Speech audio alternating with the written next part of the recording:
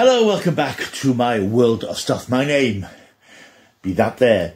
Yeah, welcome back. I'm doing a video today. It's a retro movie review. It isn't a review I was planning to do, but I thought I would do it because it's such a good film that I think a lot of people perhaps don't know about or forget about because it's quite an old film.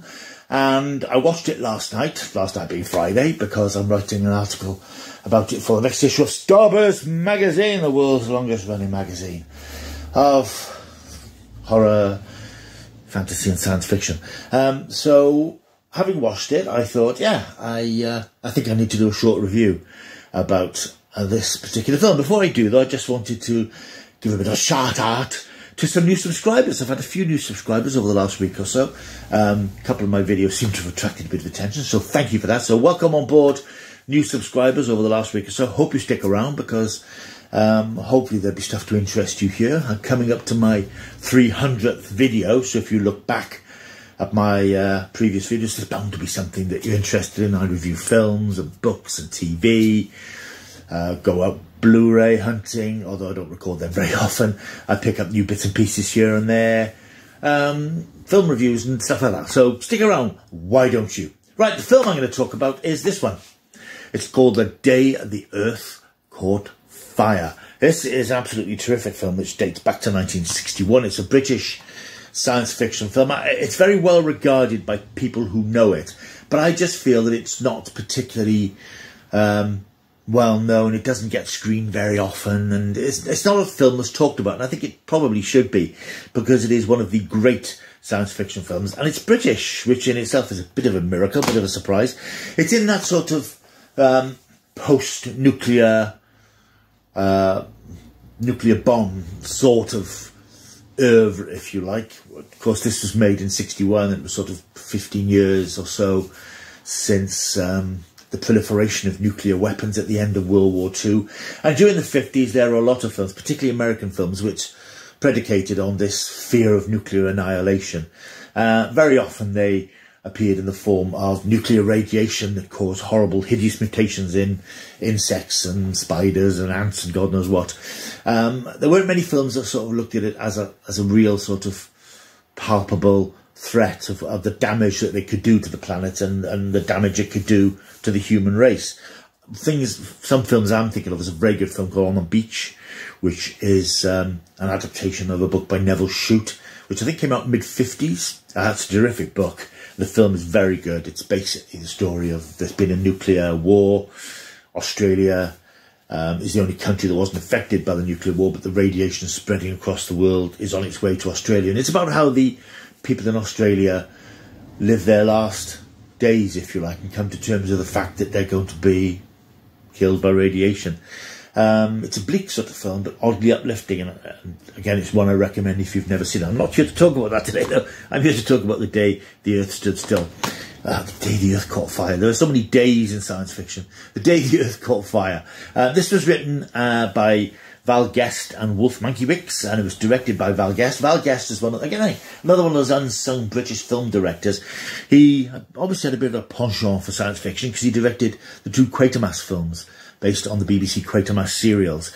And this is a film that he had written, co-written years before, but he hadn't been able to get funding for it. He hadn't been able to get a budget for it, because I think the studios thought it was a bit grim and depressing, and I think, who wants to watch a film about bombs?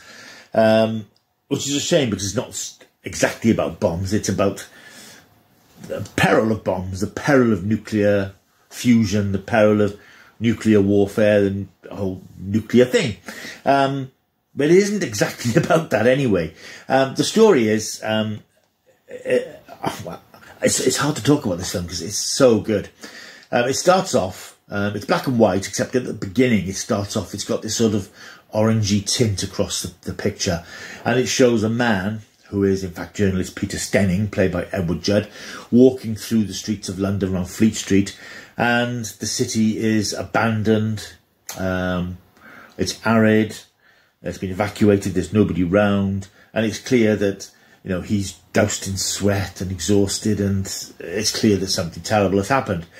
He works at the Daily Express in Fleet Street, and in fact a lot of the film was filmed in and around Fleet Street, and the offices at Fleet Street were actually recreated at Shepperton Studios. And he goes to file a report. He can't do it because his typewriter is effectively melting in front of him.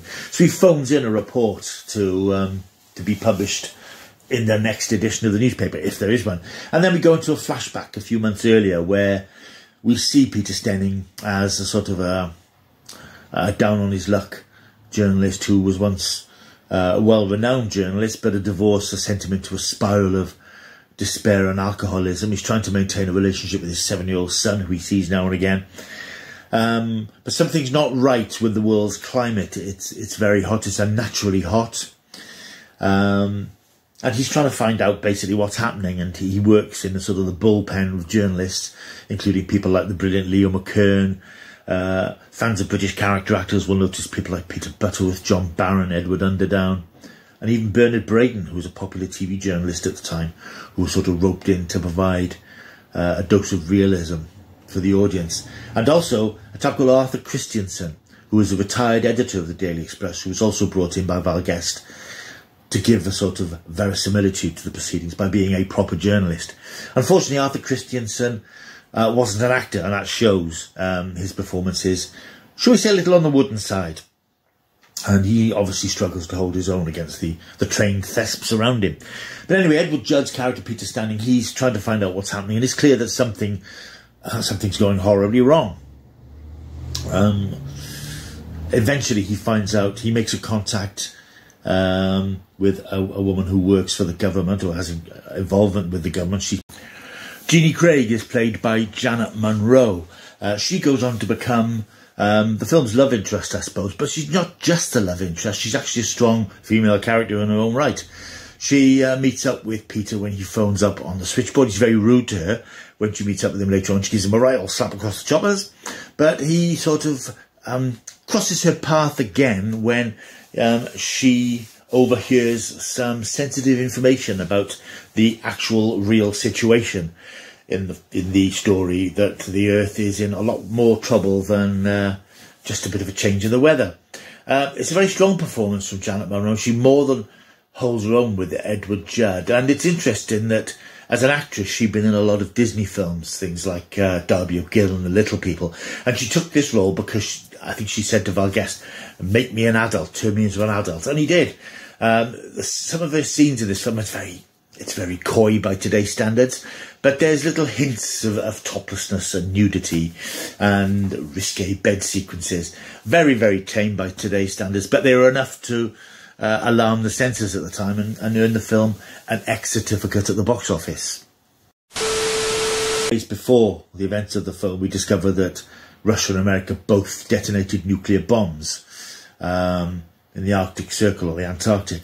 And we're told that as a result of that, the Earth has tilted 11 degrees off its axis, which is why the weather system's been thrown into chaos. There are some very effective scenes where London is covered by a sudden smog, which then becomes this terrifying storm that causes havoc throughout the city. But as the film wears on, we discover the situation's a little bit worse for that. The bombs have not just tilted the Earth off its axis, they've tilted it out of orbit, and it's heading towards the sun, which is why everything's getting hotter, ecosystems collapsing, the world, it appears, is doomed. That's the scenario, that's what it's all about. I'm not going to tell you exactly how the film resolves if you've not seen it. I appreciate the film is 70 years old, but it doesn't decrease its power and its effect in any way. It's an extraordinarily well-made film for many different reasons. It has a sort of a cinematic, cinema verite style to it, a sort of documentary in some ways, by shooting on the streets. There's a lot of location filming in and around London, which is always quite nostalgic to see Britain back in the 50s and 60s.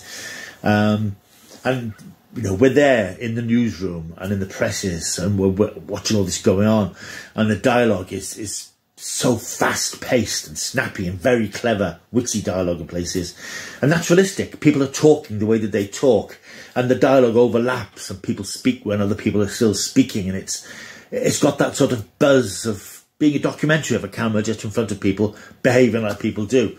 That's what makes it work from the point of view of the characters. situation itself, I think scientifically is a nonsense. I think I was reading up on the film last night. Apparently, even if all the nuclear bombs in the world detonated, it wouldn't have the effect of shifting the Earth out of orbit. And I think even at the time, it was run by some scientists who said it's a great story, but the science is crazy. So you have to accept that the science isn't accurate. But it's not looking for that. It's looking for a dramatic story about what happens when the world is a threat, and you see society falling into decay. You see people getting into a panic. You see people trying to be stoic about it, but facing the end of days, some better than others. The performances from the leads are great. I mean, we had Edward Judd. This was supposed to be his star-making role, but I understand that he was a bit above himself in the making of the film. He didn't do himself any favours. Although he carried on to appear in films like First Men in the Moon. Incidentally, there was a retro movie review back there on that one. His career never really took off, and he ended up doing a lot of B-movies and TV. So you've got the brilliant Leo McKern and all these other great actors who have given really solid support. In terms of the visuals, we're so used to today's CGI and all this sort of stuff. You look at the visuals in this and you think, oh, God bless. They sort of did what they could. Some of them are very effective. The effective scenes are the matte shots you get of London that are really good. You get these quite eerie shots of the dried out Thames and boats sort of grounded on the banks, and this sense that it's really warm and, you know, stiflingly hot. People are drenched in sweat. They've got this sheen over. Everybody's got this sheen of heat over them, and these shots of the deserted London and shots that were achieved of people just looking bedraggled and exhausted, trying to live through this chaos. And there are a couple of effect scenes which are quite effective. There's a scene of the mist rolling in across London. There's a shot an optical shot, which doesn't work. But then you get other shots where you see London in this shroud of fog.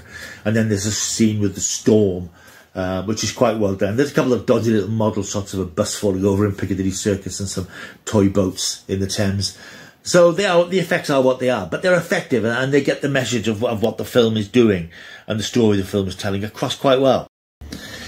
But what really makes the film work is this sense of this sort of unease throughout the entire film, because we know that the situation is bad, we know it's going to deteriorate, and it's just a question of our characters finding out about it and how they react to it. And what I like about it is that the characters aren't heroes.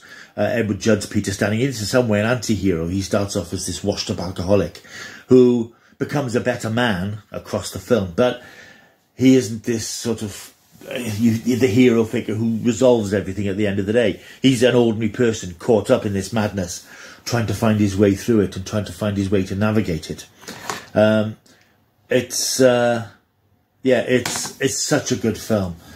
The performances are just fantastic, and the visual style of it, Val Guest really worked hard to make this look like a real story in a real world setting. And that's my favourite sort of science fiction. I've probably said before, I can watch space things and Star Trek and all this sort of stuff, but I like science fiction that's grounded about real believable people in a real world coping with some unimaginable terrible thing, whether it's an alien invasion or sharks or whatever. People who have to deal with a terrible catastrophe, and the normal people like you and me. And that's the sort of stories I really like in science fiction. It's a great film, and if you've not seen it, it is available on a Blu-ray from the BFI, which has lots of interesting special features, which I was watching last night as part of my research for my article. If you want to see it for free, it's currently on YouTube as well. This print has actually been uploaded to YouTube, so it's there now, and I really recommend, if you've not seen it, it's one you need to watch, because it is one of the classics of science fiction, and it's a classic British film in itself. If you sort of balk at the thought of watching an old film, some people do, don't grow up, set that aside and find time to watch this film, because it's absolutely terrific. That's The Day the Earth Caught Fire, which I'm going to give quite happily a 10 out of 10, because it is a superb film. And watching it again last night, I realised it's one of my favourite films. Right, thank you for watching this video. I hope you've enjoyed.